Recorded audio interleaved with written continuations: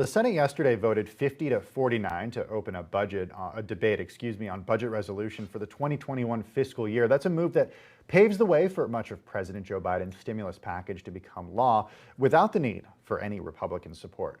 Bloomberg Government's Emily Wilkins joins me now from Washington, D.C. Emily, good morning. Senate Majority Leader Chuck Schumer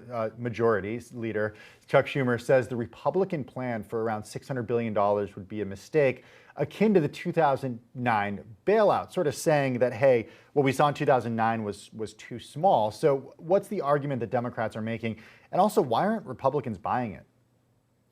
You know, Tim, you really sort of hit on there one of the big arguments for Democrats, that they really do not want a repeat of 2009. They want to make sure that they're getting the economy back up, back to speed, getting Americans reemployed in jobs. And they think that the stimulus is a good way to do that. Remember, too, that when Democrats ran, particularly the two Democrats who won that runoff in Georgia, that huge key race, they attribute one of their reasons for that victory to that promise of getting out direct checks to Americans and $2,000, or it'd be $1,400 now that $600's already gone out.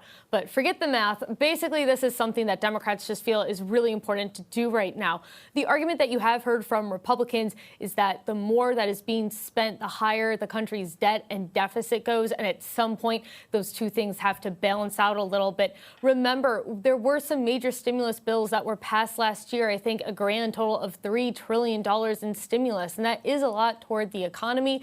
We are hearing from individuals like Treasury Secretary Janet Yellen that more is needed at this point, but it's something that Republicans, they're still very concerned about the debt, and they're just keeping that very much in mind as they're going forward with negotiations. The biggest stories the moment they happen from around the globe. Subscribe to Bloomberg Quick Take now for insight in an instant.